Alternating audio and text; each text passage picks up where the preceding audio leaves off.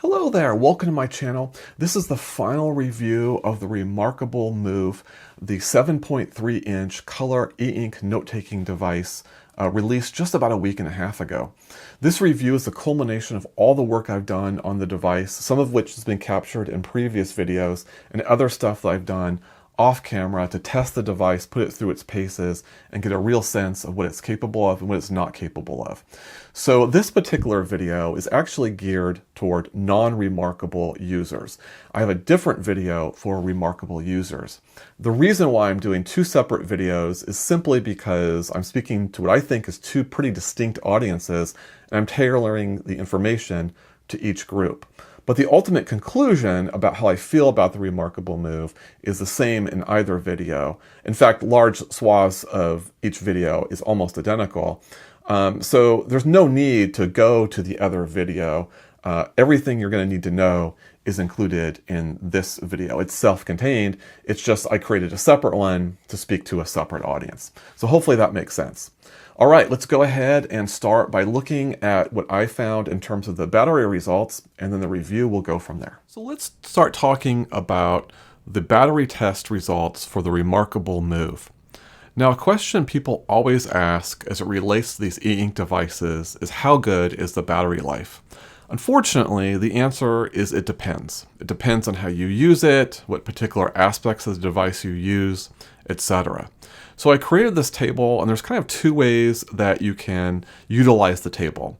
So the first way is that let's say that you, as an example, bought an e-ink device and said, I'm going to spend most of my time reading on the device using a little bit of front lighting.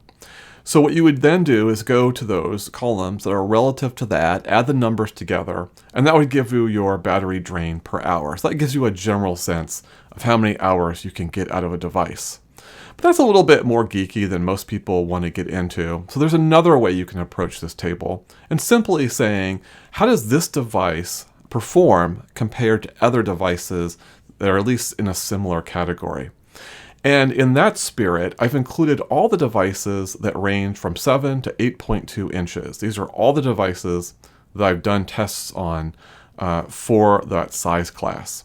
However, at the bottom, where there's an average and the median, I include all the tests I've ever done, and that includes 10-inch devices and even larger. So you can compare the Move versus either similar devices or the overall average of all the tests that I've done, which almost number about 30 devices at this point. Now, one thing to note before we start focusing on the specific numbers is that in order to do an apples-to-apples comparison, I turn off any type of power-saving features on all the devices I test. And usually that involves either an automatic standby mode or an automatic shut-off mode, both designed to help preserve battery. By shutting those off, I can kind of compare and isolate different aspects of the device and get a better comparison between devices. However, in doing so, you kind of end up creating a worst-case scenario. So just know that actual usage of a device will probably involve using some of these power-saving features, and so the numbers that you'll experience will be better than what the tables might suggest. So just one thing to understand. All right, so let's go ahead and start going through the results, and then at the end of it, I'm going to go ahead and summarize these results and kind of give an analysis of what they all mean. But we're going to start off with how the device performed in standby mode with the screen off. So this is a state where you just press the button and in a couple seconds it's ready to start being engaged with, writing or reading or what have you. And for the Move, that rate was a 0.12%, which is right there at both the average and the median. So it's right there with most devices that I've tested. Next up is standby with the screen on. So this is similar, but the screen is on. You don't have to press any buttons. You just pick up your stylus and you can start interacting with the device at any time without that 1 or 2 second delay. And in this particular case, I measured a 1.5% battery drain per hour, which is better than the average, but not quite as good as the median. Finally, there's Wi-Fi. So it's basically standby with the screen on, but also with Wi-Fi on at the same time. And in this test, Wi-Fi is not directly downloading at the time. It's really just having it on in the background. So I'm trying to measure here, how much of a penalty do you have in leaving Wi-Fi on as opposed to trying to shut it down to save battery. And in this case, the rate is 1.6%, which is barely any higher than the 1.5% we saw with the standby with the screen on. So this implies that it doesn't really help to turn off Wi-Fi. You might as well just go ahead and leave it on. And as we can see, it does better than the average and is right there at the median of other devices. Now our attention is going to focus on front lighting. And this is a little bit of a weird one. Now historically, I've looked at cold lighting, either full or half, and then made those measurements. The difficulty, though, is as more and more devices comes out, the intensity of the light can vary from device to device. And indeed, with the Move, it's a little more muted than it is with other devices. So it's a little bit strange making this comparison, but I went ahead and did it anyway. And if I take the reMarkable Pro Move, I turn on the setting, which allows the brightest light possible, which is available in the options, and I put it at the highest level, then that battery drain is 6.7% per hour, better than the average, not quite as good as the median.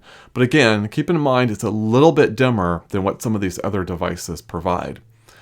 Then for front lighting with half cold, I actually kept that at the top level, but I disabled that ability for the light to be bright. So I'm still, 5 bars on the light gauge, if you can envision that from the drop-down bar, but taking off that brightness setting option.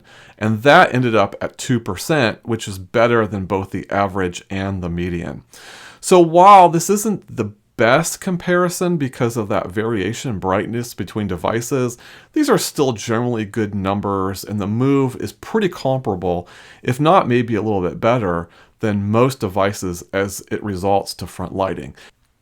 The last category that I'm going to measure is continuous note-taking. Now, the reason why I didn't do a reading test is I always do it based on Kobo if that's available, and if it's not, then I default then to the Kindle. And reading off of an app like that is a much different experience than reading, say, an EPUB in the native reader that's available on the Move.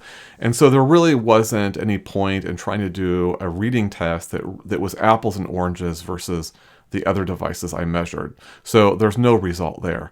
But I can certainly do a continuous note-taking test, and I did, and the result of that was a blistering, in a bad way, 25.9%. This means that using this type of activity, I could expect 4 hours of life on the device, which is the second worst result that I've ever measured. And you can see the worst result there belonging to the Big Me Galley. Now, to be clear, what this test is basically for 10 minutes straight, I write furiously with absolutely no breaks. And then once we hit the 10-minute mark, I check every 30 seconds until the battery counter changes so I have a more precise measurement. So it's a very intensive writing test. And it's more analogous to, say, writing in verbatim notes, say in a classroom, for example, than it is to most of the type of note-taking that you might do with any of these devices. But it is a level-setting test that is measured evenly across devices. And so the Move does legitimately have a pretty bad result, even though that type of writing is not something you're likely to do on a device like this. Okay, so having gone over those battery results, what are my conclusions? And in particular, should you be concerned particularly with that last result around continuous note-taking?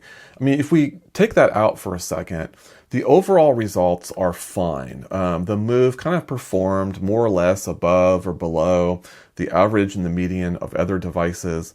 And e-ink devices as a class have better battery life than other electronic devices. So for the Move to be there kind of average with others is actually generally a positive thing. But let's focus on the continuous note-taking. I think that may or may not be a concern depending on how you were thinking of using the device. Now, in my opinion, or the way that I'm using the device, as brief notes, checklists, that type of thing, it's less of a concern because I'm not doing continuous note-taking for the most part on this device. I might be using a different device for that type of thing, if I'm doing it at all. But this is, I think, a concern for people that maybe were looking for the Move to be their one device. This is another argument against that. The first argument would be the form factor, the size of the screen. But I think the battery life on continuous note-taking is that second argument, because it's just not going to have great battery life under that type of activity. So I think that's what that result ultimately means for folks. I wouldn't dissuade people based on the battery life, again, unless you were using this as your sole note taker. Now, another way to think of battery life is around the manufacturer's claim that you can get 2 weeks of battery life between charges using the device. And I find that to be a little bit optimistic based on my own testing, but I wouldn't call it an egregious claim. When I tested this in the field, and I'll explain kind of how I used it in a second, I was getting roughly 10% or a little bit more of battery drain every day. And so for me, it was more like 9 days of battery life between charges, not 14. But battery life really does depend on how you use the device, and it is possible that some people would be able to use the device in such a way that they can kind of get it to stretch out longer. I'll just say in my particular case, what I did was I would put it in kind of a standby mode overnight, open it up in the morning, say at 8 a.m. in the morning until 5 p.m. that night when I put it back into standby mode. And during the course of the day, I would be doing things like listing out my agenda for the day, my calendar, plus the things I want to accomplish, highlighting when I've accomplished those things, taking it with me as I leave the office where I'm taking just little notes. Someone may say, hey, can you get me this thing? And I can write that down and then get back to the office and then take care of it. Those are the type of note-taking I was doing on this device, and I used it in conjunction with a larger e-ink device that I would take notes in for meetings and what have you. So I used my Move as a supplement to a 10-inch device, and that was the type of battery drain that resulted. So I would say that the battery drain overall, having said all of this about the specific results, about my personal experience, is fine. I don't think the battery is a particularly strong point for the Move, but I don't think it's a weakness either. Again, unless you're hoping to use this as a sole device and you're a heavy note taker. In those cases, this would give reason for pause. Before we move on, a couple quick notes about how I ended up using the device in the field. And I kind of described it just a few seconds ago. But also, I just wanted to note that I didn't use any front lighting. And I did turn on the standby mode in order to save battery during the course of the day. So those are important things to understand. But in addition to that, I did run across a pretty unique thing. So here's the device, and I have it here in standby mode, and that's something you select in the options. And you can see here's this dark bar on top, and that's how you know it's in that mode. And what it allows you to do, if you select this again in the settings, is you can still see what your last page was when it went into this mode. So it's a nice way of being able to see a list even though you're in a position where you're saving battery. The piece I didn't know is that in order to activate this device coming out of that, I could press the power button to do that, but I could also just simply remove the stylus and the device will return into an active state. Pretty cool. Now let's go ahead and look now into the pros and cons of the device and go really into the detail of what I think of the reMarkable Move. So we're going to start off with the primary pros of the device, and these are the main reasons why you might consider purchasing the Move. And we're going to start off quite simply with the fact that it's a handheld color e-ink note-taking device. That makes it very unique. There are other devices out there that are similar, but nothing that really delivers on the promise of kind of mobile note-taking in the way that the Move does. And it does it excellently. It delivers on that promise. So the basic premise of what the device is one of its core strengths. In addition to that, the reMarkable software is easy to learn, as it is on all reMarkable devices, and that carries forward here as well. That means anyone who's brand new to e-ink note-taking can jump on into the reMarkable and have no issues pretty much just getting started from the jump. So that's one of the excellent qualities of the reMarkable software. The cloud system is excellent. I say what you will about the fact that there's a subscription service attached to that. It has some of the most seamless syncing that I've seen on an e-ink device. So to give you an example of what I mean, let's say that I'm out in the field or I'm out at work, I'm taking notes, and I come home where the device then connects to my Wi-Fi network. All I have to do is, open the cover or press the power button to turn it into an active state. And it's going to sync in a few minutes automatically.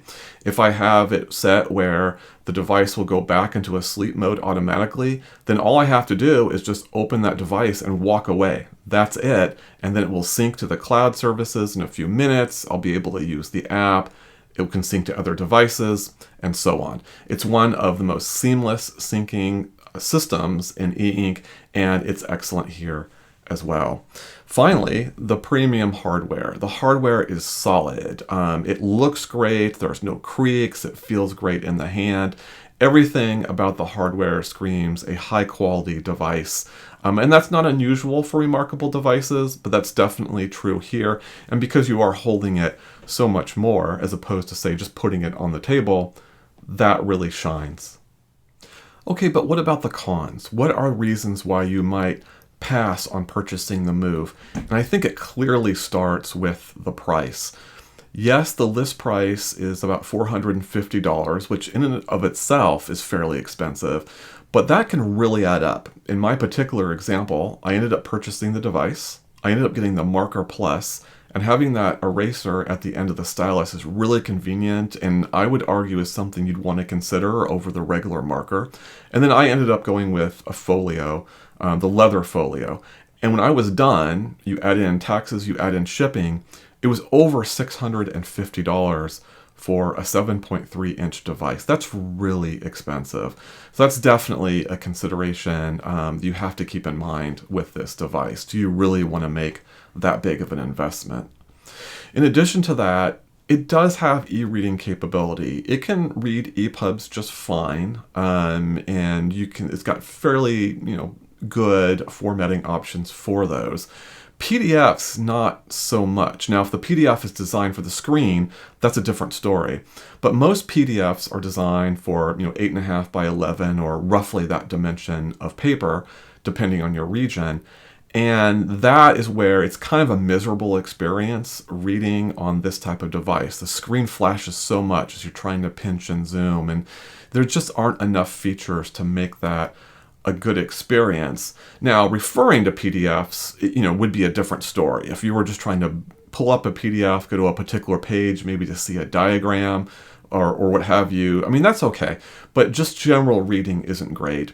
And then there's no apps, so there's no way you can get protected files. So if you bought from for your Kindle or you bought from Kobo, you're not reading any of those books on this device. So it's really meant for note taking. It has reading, is capable of that, again with non-protected EPUBs and to a lesser extent PDFs. But it's just not a great experience. And there's many other devices that do readers better. They're only slightly larger than this device. So I think that's a definite con. Again, there's no apps other than what reMarkable provides, and so obviously that hampers this as an e-reader, as we just talked about. But other utilities that you might want to use on an e-ink device just aren't possible here. This is a closed system, so you either kind of buy into reMarkable system or you're kind of out of luck. There are some integrations. You can integrate to some cloud services like Google Drive and OneDrive and Dropbox, I believe, but there's just not the level of apps that you can get on other e-ink devices like books, like Viwoods, and more. So that's a definite limitation. You're really just doing note-taking on this device. The screen size even limits what type of note-taking that you can do. So, I mean, technically you can do whatever you want, but the screen size is more amenable to more briefer notes, to lists, to that type of thing. If you're taking more extensive notes, like say verbatim notes in a classroom or what have you, then this isn't a great screen size for that.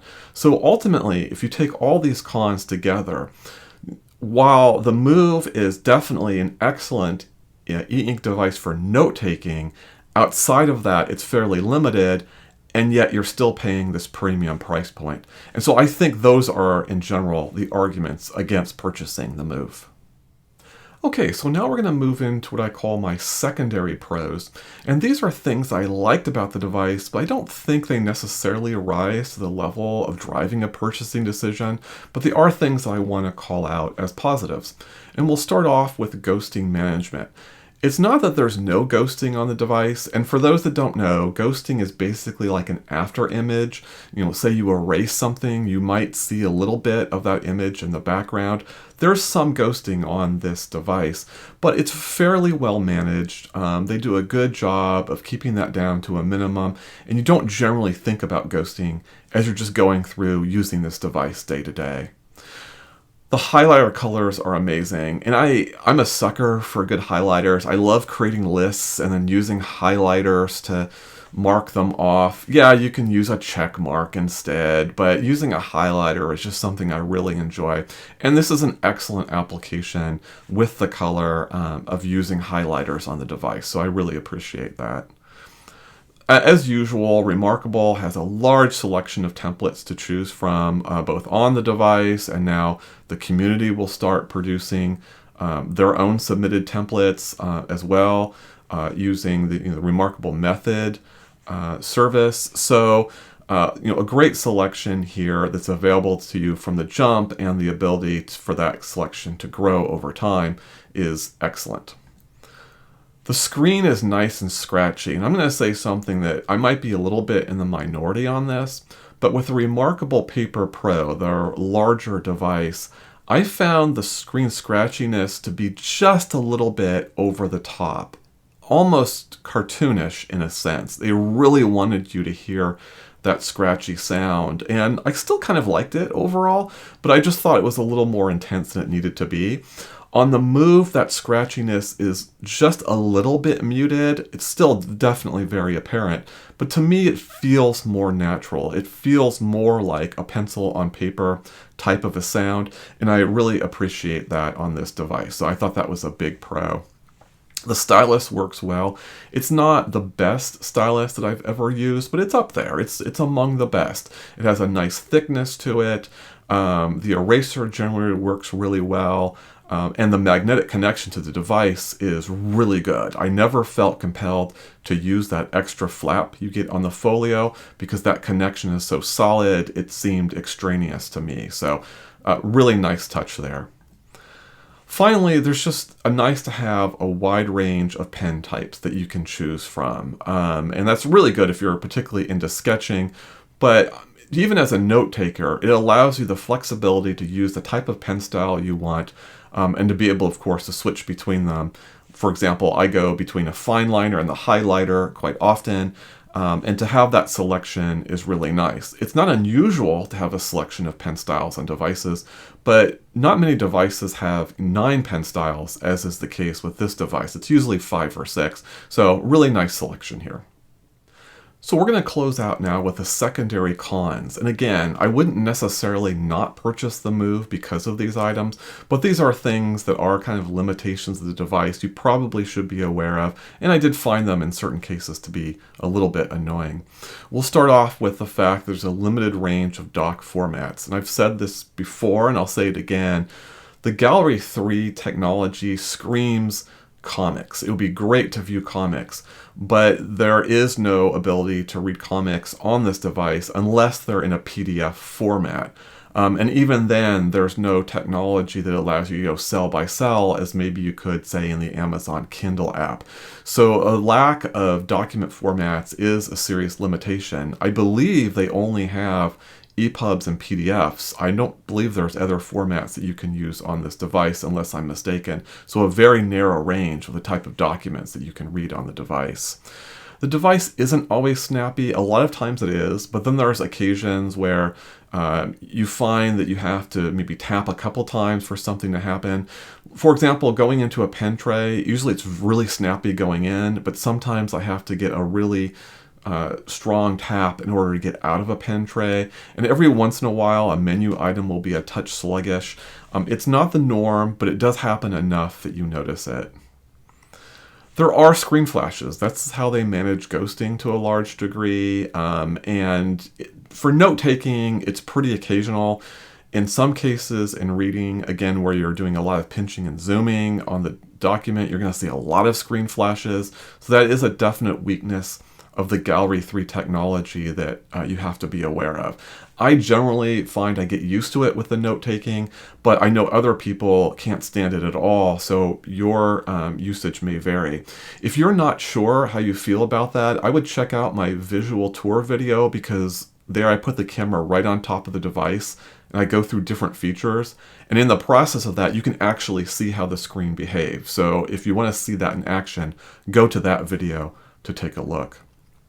The color writing behavior is really strange. I covered this in detail in the first video, the unboxing and hardware impressions video. And basically, if you draw a line, unless it's black, it's going to have some odd behavior as you draw it, and then it's going to re-render to pick up its final color. You can get used to that, but it is a little quirky. And again, with Kaleido 3, which is the other competing e-ink technology, you don't have it. So that's definitely a con to call out. And then finally, there is a subscription to get all of their services, particularly their cloud services. And I know this is a big drawback for a lot of people. No other device manufacturer has a subscription service, so I know this rubs people the wrong way. I'll just say for my part, I think it's fairly inexpensive. I think it's ultimately reasonably priced in that it's, I think, $3 a month or maybe like $30 a year or something like that. I might be just a few dollars off. But for me, that's the equivalent of 2 lunches. So I don't really think it's a significant amount of money to spend. And I do like their cloud services. But again, relative to other manufacturers, you get maybe not as good, but still really good cloud services, and there's no subscription for it. So that is definitely a con to consider. So before we go on to the analysis of the review, I did want to mention the fact that I was suspiciously silent about talking about handwriting search. And I should at least say something about that, because that is a feature that reMarkable released in their software in conjunction with the release of the Move. One of the reasons why I didn't talk about that is that my handwriting in particular is fairly variable, and I really don't have an objective way of being able to measure, say, how Books' handwriting search is better than Supernotes or better than reMarkable's. I don't have a way really to measure that. And so I basically kind of back off on talking about that because I don't have a good way of basically judging these things. I will say that in my limited experience with handwriting search, which appears to be limited in just searching within a notebook here on the reMarkable, so I don't think you can search on handwriting across notebooks, I haven't been that impressed. I've had mixed ability in order for the service to work. So I did encounter some issues there, but your mileage might vary. It could be a product of my handwriting or what have you. So I didn't really want to list it as either a pro or a con because I didn't feel confident that I would know, how good that experience would be for other viewers.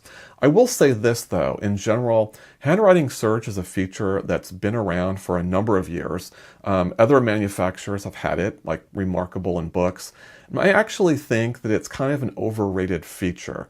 I used to use handwriting search a lot when I first got my Books device, but other more specific search and reference functions like tags or like the star marking system with Supernote, keyword, and so on are much more reliable ways of being able to refer to your notes than trying to search for notes via handwriting. Because again, handwriting can be very variable. Sometimes it will find your word, sometimes it won't.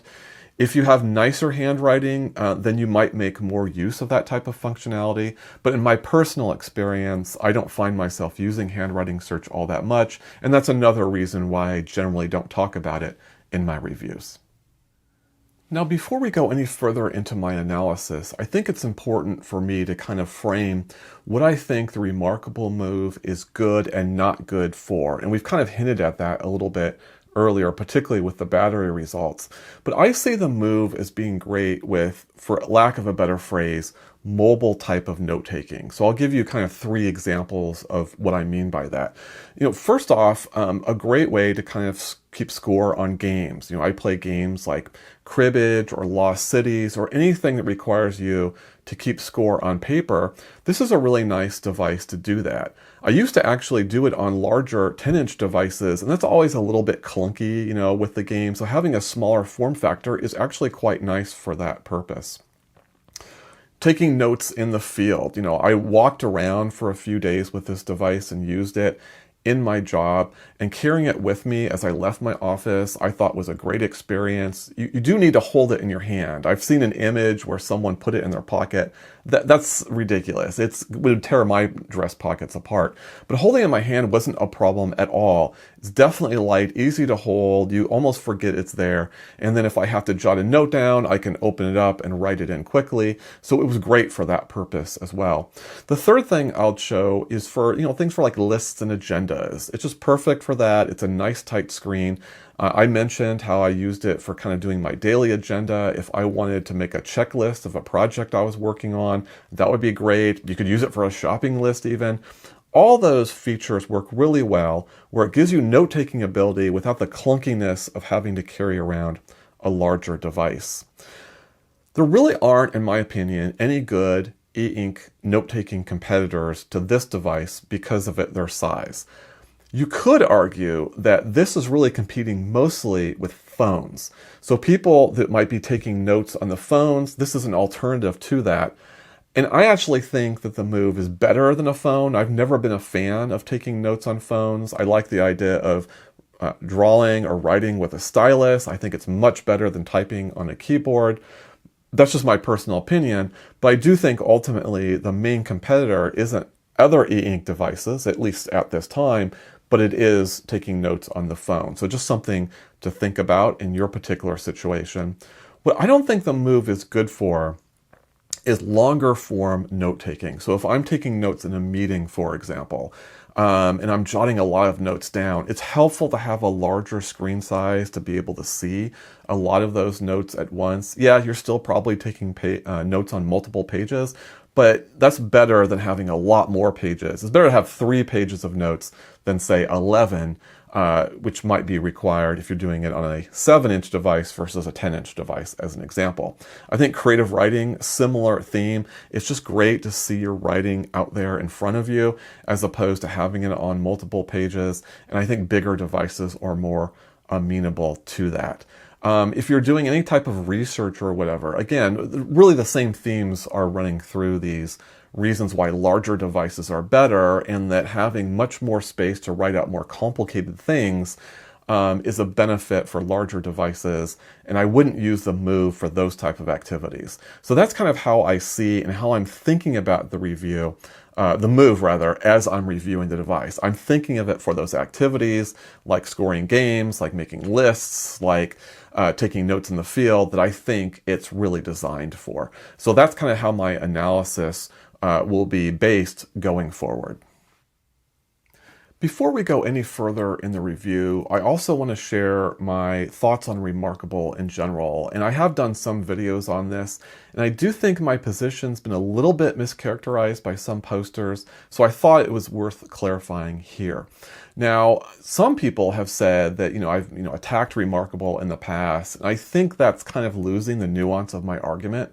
I actually released a video earlier talking about the top 10 e-ink note-taking device manufacturers, and I listed reMarkable as number 4, and there was a huge gap to number 5, which I think I put as the Amazon Kindle Scribe.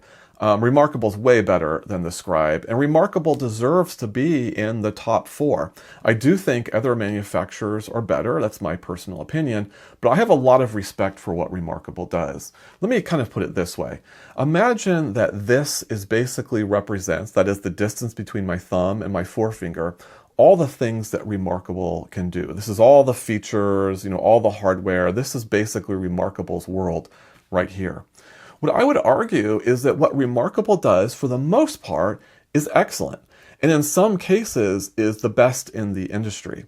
So I have a lot of respect for reMarkable. My critique of them is that if you compare what they do versus what competitors can do, there's quite a gap there, right? And this gap of the additional things competitors can do, sometimes they can do those things really well. So it's not so much that I'm critical of what reMarkable does, I'm more critical of what reMarkable does not do. So hopefully that makes sense. But for anybody whose use case is using reMarkable and it fits within the realm of what they do, it's excellent for that, and I can recommend reMarkable devices for those people. Now I want to give some specific examples though too of where reMarkable does sometimes do things and they feel more like demos or incomplete. Frustrations I have with the software. For example, their keyboard folio for the reMarkable Paper Pro is an absolute amazing piece of hardware. And I'm not saying it's perfect, but it's probably my favorite keyboard folio within the e-ink note-taking space. And for those that don't know, I've done a review on it. You can see it online, but it's really this brilliant form factor where the keyboard is basically hidden. So you can use it just like a regular folio and no one would know, and then you can reveal the keyboard and type. It's just really amazing, really creative, and it's solid hardware. So no complaints about that. The problem though is that, of course, the device is designed to be in landscape mode when you're typing, but the software is set up almost as if you're in portrait mode. So what I mean by that is if you type in portrait mode and then you turn to landscape mode, the text box remains identical. The first line will still be the first line. The last line will still be the last line. It doesn't resize based on changing the screen.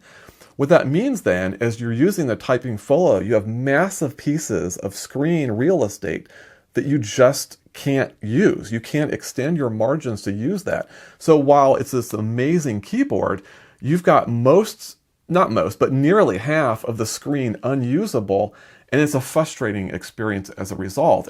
And yet the typing experience itself is really good and it's really amazing. So it's this frustrating limitation because reMarkable didn't go a little bit further in developing their software for that experience. Let alone the fact that there's no real type of word processing things like, say, a spell checker or anything sophisticated. It's pretty limited to like 3 font sizes and some bullet lists. That's about it. So that's a great example of a place where I really wish reMarkable could do better. Because if they could just add a few features in their word processing, I would use it a lot. It is really good for that purpose, but they fall short. Another area where reMarkable falls short is around tags. And I'll make a contrast to books, which I think has the best tagging system of all manufacturers. So with reMarkable, when you select a tag, you can only tag either a file or a page in a notebook, or a page in a file. You can't tag anything else. So if I have this, big screen of notes, say I'm on the Paper Pro, I've got 11.8 inches of screen, notes all over, maybe there's only one particular note I care about. Well, all I can do is tag that screen. And when I use, either search either within the notebook or between notebooks to try to find that tag, it'll take me to that page, but I will have to search through my handwriting to see what it is I was interested in. Now, of course, you can put an additional marker. You can highlight what you're focused on, but that's an additional step you have to take because reMarkable didn't go all the way with its tag system. Contrast that to books, same type of tag system, except with books, you can identify the tag in whatever you lasso. It could be a word, a sentence, a paragraph, and so on. And when you use the search functionality, again, either within the notebook or between notebooks, you can zero in right on that page, and then it will highlight the item that was tagged, so you can go right to it. So there's another example of where two companies providing the same thing called tags, but are very different. The reMarkable feels incomplete, and the books one is excellent and well thought out. So those are my general critiques of reMarkable. But here's the interesting question here. Do those criticisms apply to a device like the Move? And I would argue not necessarily that they don't, but those issues are much more significantly mitigated based on the Move's form factor. So essentially what I'm saying is I think the Move leans into the strengths of the reMarkable and mitigates its weaknesses, generally speaking. But specifically, let's take a look at those two examples that I just gave. Let's start off with the keyboard folio example. So on the Move, you're actually much more likely to use it in portrait mode. So that's actually what the software is designed for. So that's less of an issue. And of course, there's no folio for the Move either. So that's not a particular concern. So I think the typing experience on the Move hides the weaknesses while leaning into the things that it can do. Tags.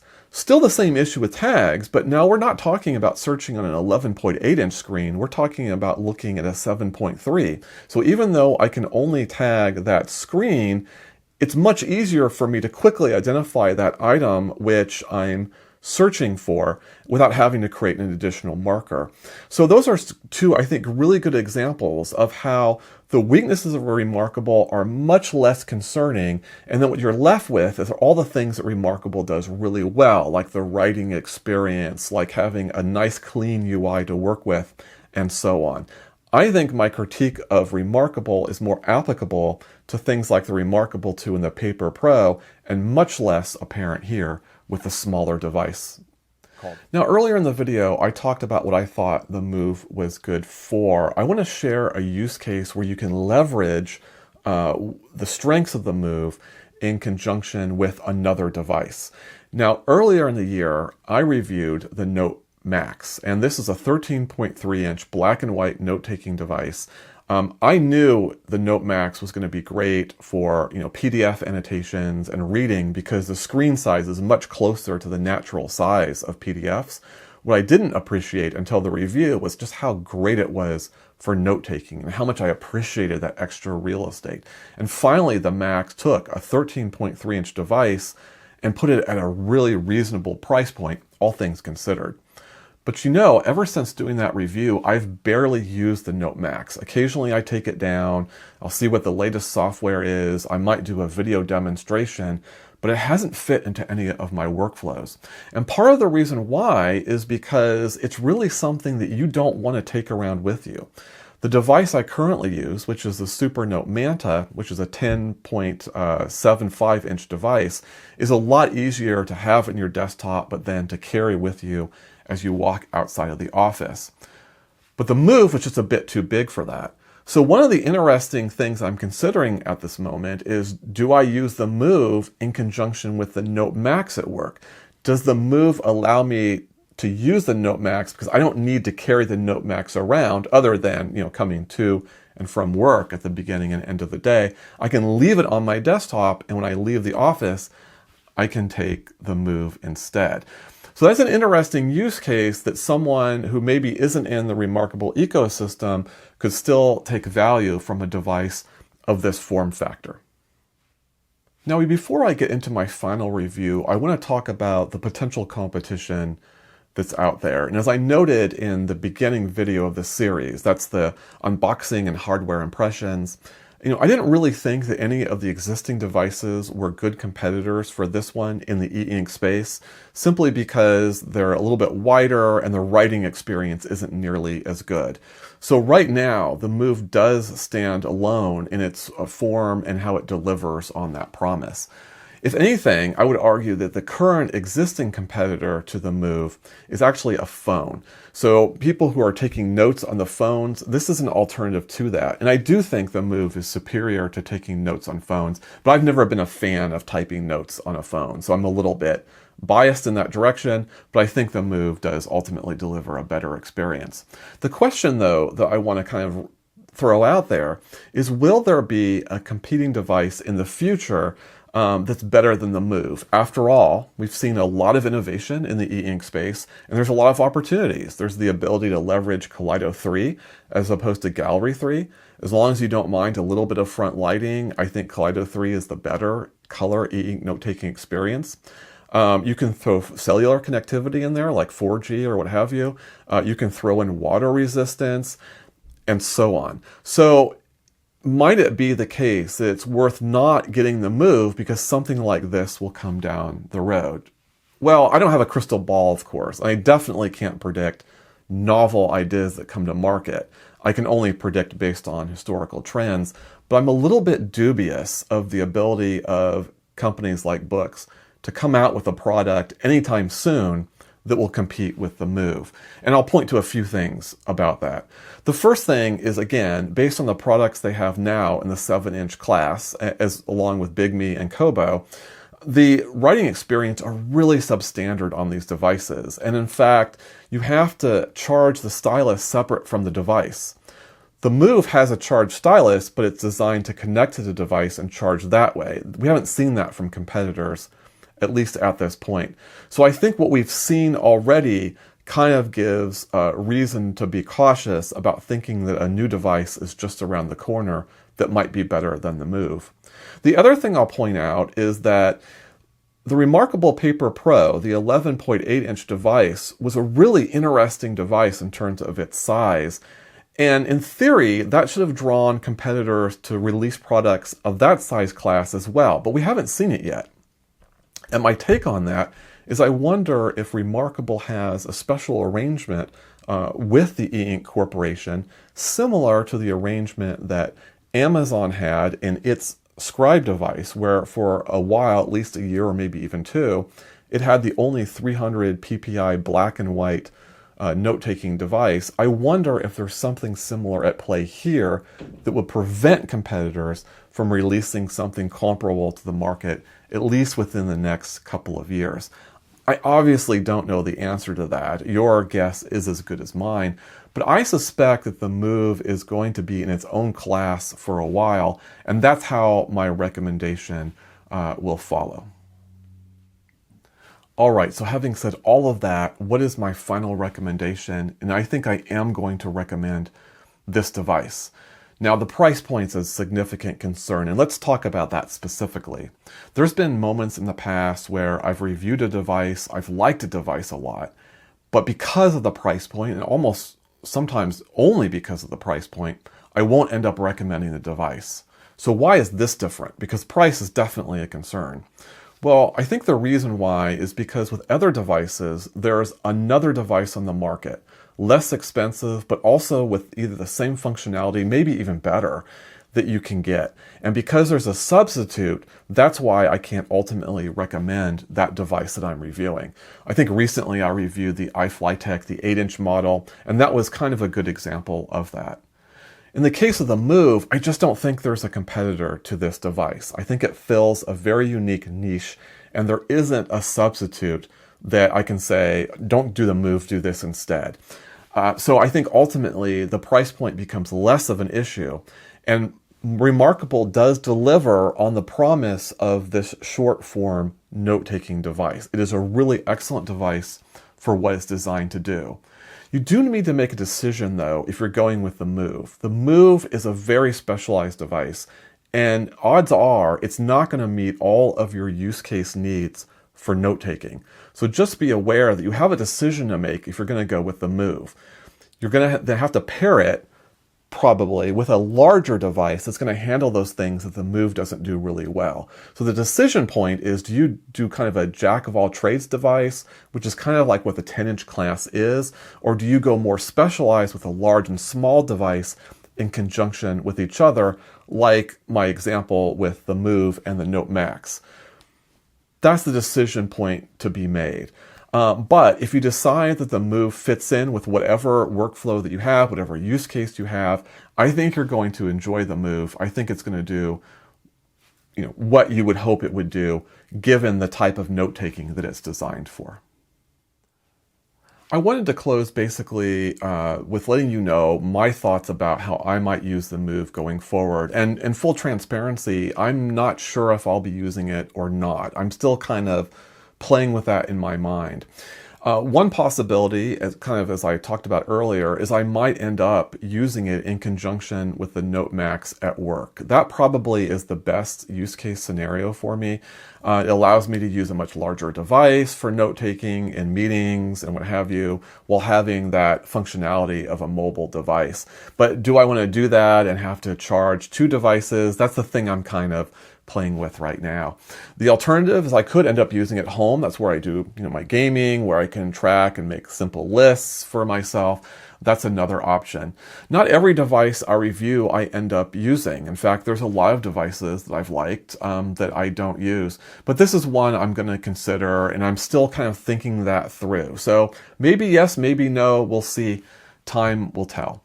So hopefully you found that video review helpful. Hopefully I've answered all your questions.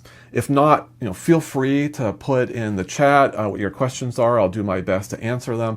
And until the next video, I will see you then.